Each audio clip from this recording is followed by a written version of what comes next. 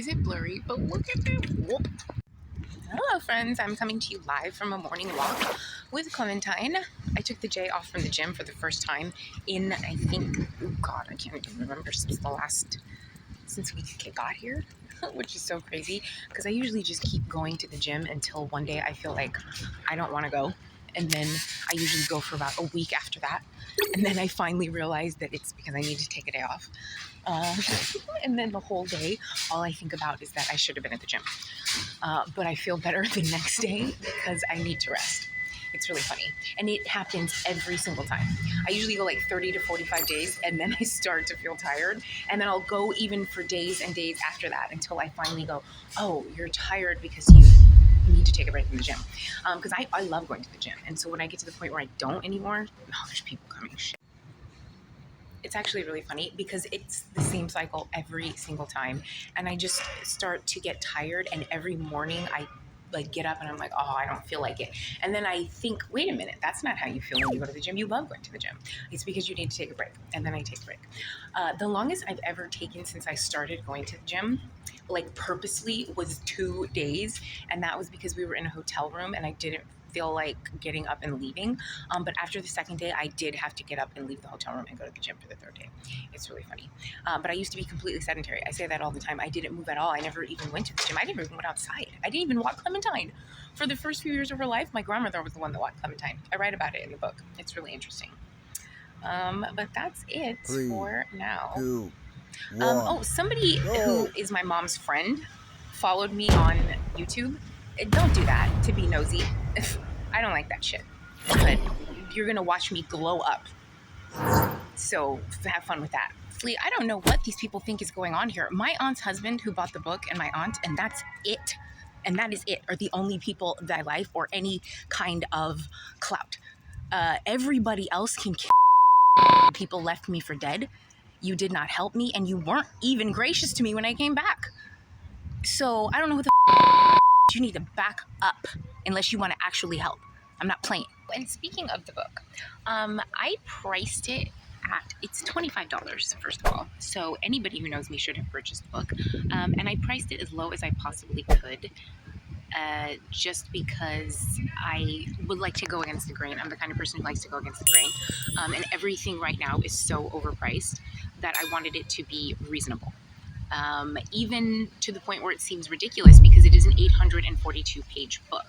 And in Australia or something, I couldn't, like, I literally, it kept being in the red until I put it to, I think it's just because of the exchange rate, but it just seemed like it was astronomically high.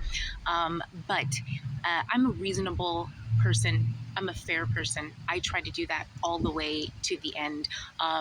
Even though I'm a person who technically doesn't have a ton of money right now, my mindset when I price the book is not scarcity. It's not, oh my God, I need to do something, you know, it's just hopefully if this thing pops off, then I can make as much money off of it as I possibly can. That is not how I think. I want to be cooler than that. I want to be the one where if you go and click on it, you're like, damn, it's 842 pages in this day and age and it's only $25. I want that. That's what I'm looking for. And I'm willing to sacrifice some shekels to do it. And I'm just saying that to say, if you know me, you should have bought the book. Period. Thank you. Honestly, this is how the story went. Metaphorically speaking, I had my life taken from me. Okay? I disappeared for 5 years and then I came back. When I came back, I wrote a book about my life, about how I disappeared for 5 years, right? So anyone who knows me, who values my life at all, should want to know what's in that book. The only reason that anybody who knows me wouldn't want to know what's in that book is because they're afraid. Don't you get it?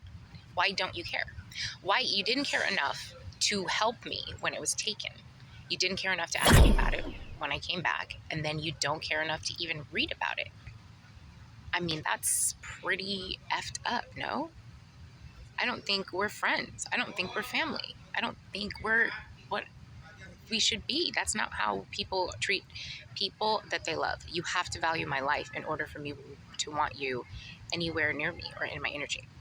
And I'm one of these people who is lucky enough to have had this very theatrical, metaphorical life taken from me. It was like a living lake. And I got to see just how people would be if my actual breath was taken from me. And I got to see how people reacted when someone's life was taken. And they just kept going. There's something very, very strange about the people who I am surrounded by, all of them. It's very, very strange. The level of disassociation. So if you know me and you'd like to support me, you can either buy the book or you can send me a Zelle. That's my email address, japue808@gmail.com. If not, I'm going to assume that you're just being nosy and I'm not going to be friendly, energetically or otherwise. I'm coming to you from another... where am I coming to? I'm coming to you from another warm and sunny day. Clementine and I are at some town. I'm not exactly sure, somewhere in Southern California. And there is... do you see it behind me? A beautiful pond. I guess it's a pond. I guess it's a lake. It's really gorgeous. Oh, again, too close. It's really gorgeous, so we're going to explore. Look at this pine tree. Isn't it fantastic? I love a good pine.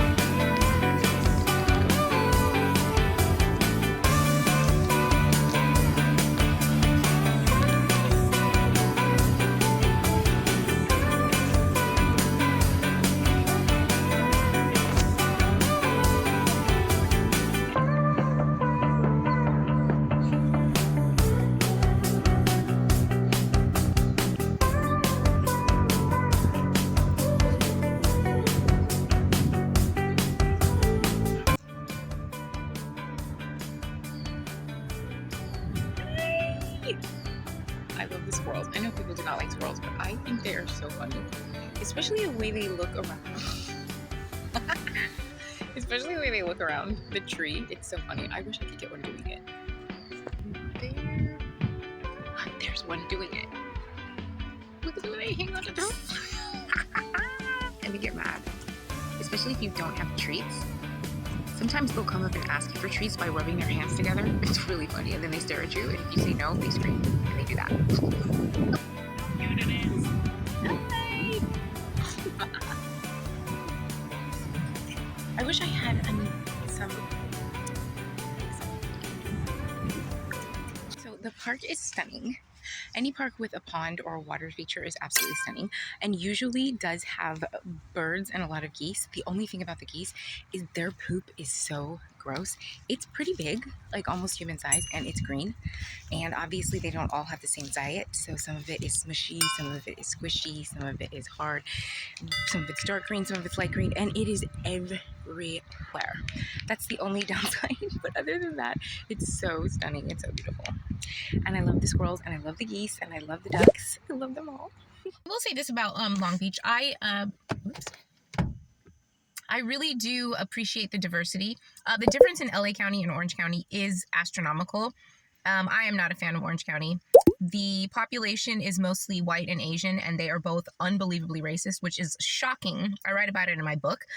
For immigrants who are not even from this country to come to this country and adapt racist behavior from the people who invited them here when they shouldn't have even done that because it's not their country in the first place. That is astonishing. That's what's astonishing and disappointing to me about Orange County, and it's actually disgusting. LA County is a lot different. It's a lot more diverse. It's a lot more friendly. It's a lot more uplifting. The people are friendlier, although they are still not very friendly at all because they are from California, but they are friendlier. They are more open. They are less afraid of life, I assume. That's probably why. And so I do like that about this place. But overall, at the end of the day, I'm just not a people person. I just do not. Some people are just like, I love people. I do not like people. I really just do not.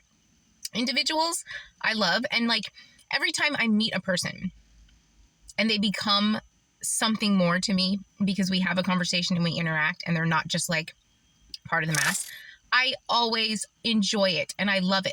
But it's because I have a tendency to see the humanity and the spirit in people. And oftentimes I just connect to a person's spirit and I think that they're a lot better than they are.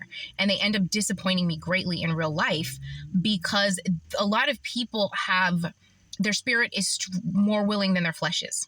The spirit is willing, but the flesh is weak. That statement is so true. And I'm the type of person who connects with people's spirits. So that is what I like. Usually the people disappoint me. Not usually, almost all the time. And that is the sad part about just life here on earth in general. Yeah. Okay, friends, it is the evening time, and I just want to show you how difficult it is to live in a car. These are carrots. This is carrots. They were sitting in the car while we were in the library, and they are literally liquid right now. It's impossible to keep food fresh. It's impossible to find food to eat. This is very, very difficult. And I do hope that every single person responsible for this, not just for myself and for others, burns in hell. I know that your life is already hell because you're shitty people, but I hope that your afterlife is just as hideous as this one, if not more. I hope it's much hotter.